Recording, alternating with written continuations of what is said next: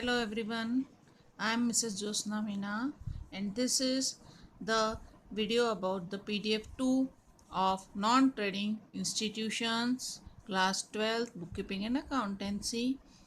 As all of us know that in the last video I explained you about the opening and closing capital.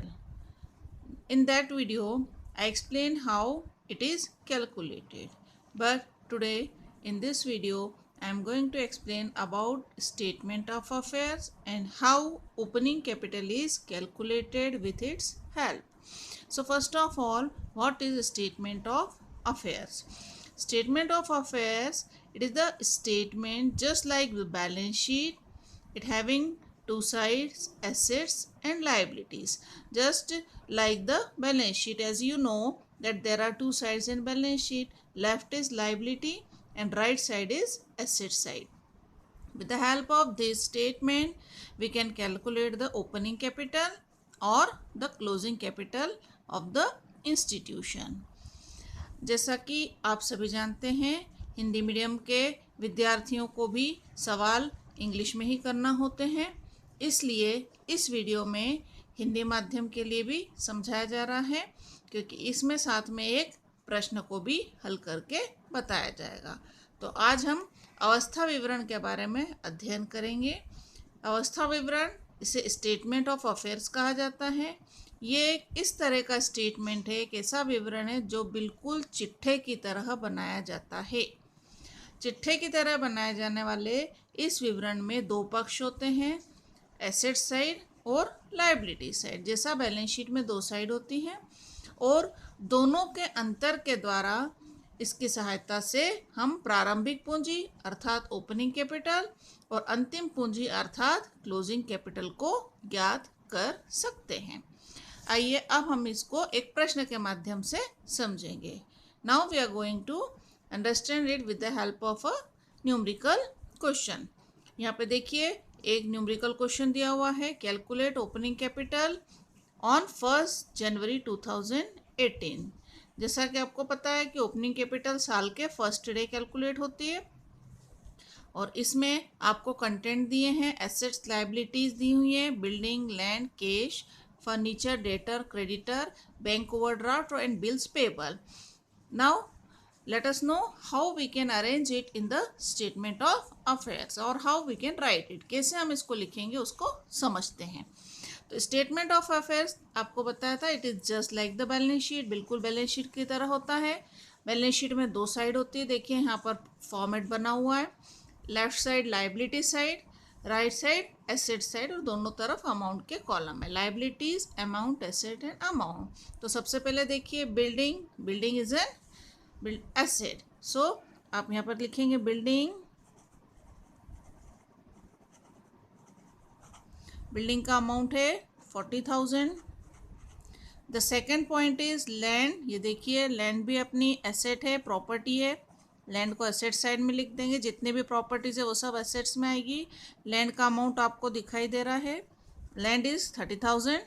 Now cash, cash is also asset, cash को फिर हम यहाँ पर लिखेंगे properties में, cash, how much cash is given in the question, 10,000।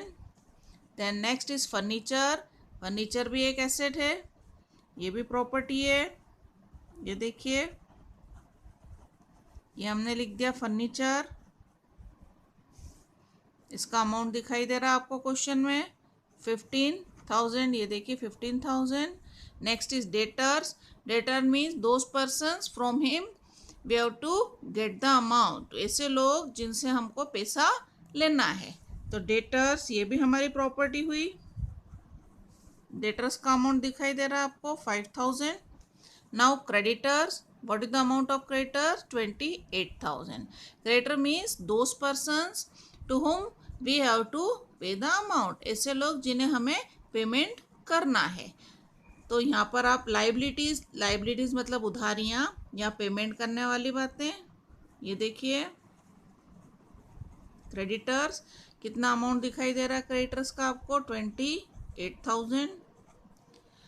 Bank overdraft मतलब bank से extra उधार ली हुई अमाउंट, ये भी हमारा लोन है एक तरह का, लाइबिलिटी जिसका हमें पेमेंट करना है। जितने भी पेमेंट्स करना होते हैं वो सब लाइबिलिटीज में आते हैं।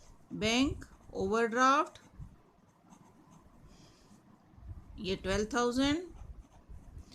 नेक्स्ट बिल्स पेबल, ऐसे बिल जिनका हमको पेमेंट करना बाकी है, ये भी हमारे पेबल्स अमाउंट है। ऐसे अमाउंट जिनकी उधारियों का हमें पेमेंट करना है, ये भी यहाँ लिख दिए।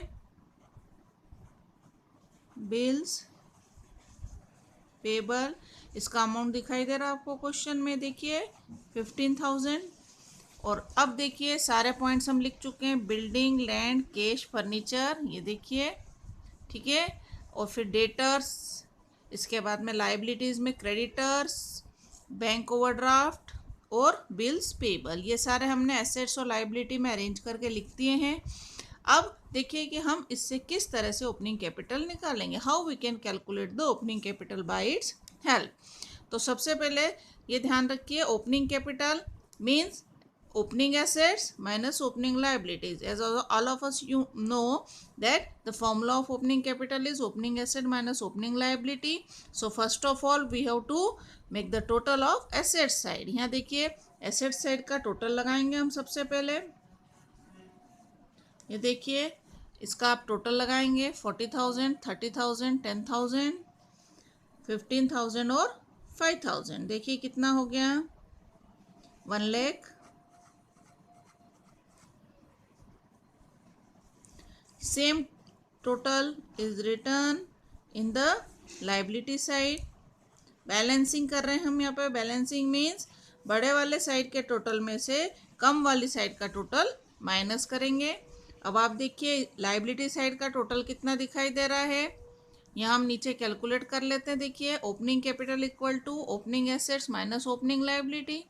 Opening asset means asset side, साल के शुरू की सारी एसेट का टोटल कितना है, 1 लाख, माइनस लाइबिलिटीज़ का टोटल हम कर रहे हैं। देखिए ये आ गया 28 प्लस 12,000, 40,000 और 15,000 मिला के 55,000। ये देखिए ओपनिंग लाइबिलिटी साइड का टोटल माइनस करा, एसेट साइड का टोटल में से लाइबिलिटी साइड का टोटल माइनस करा, तो हमारा अमाउंट बचता है 45,000। That is the amount of opening capital. ये देखिए हम यहाँ लिख देते हैं, this is the difference opening capital 45,000। Now this is the answer. इस तरह से आप स्टेटमेंट ऑफ अफेयर्स बना के opening and closing capital calculate कर सकते हैं। साल के शुरू में बनाते हैं तो ओपनिंग कैपिटल और एंड में बनाते हैं तो क्लोजिंग कैपिटल पता चल सकती है। Thank you.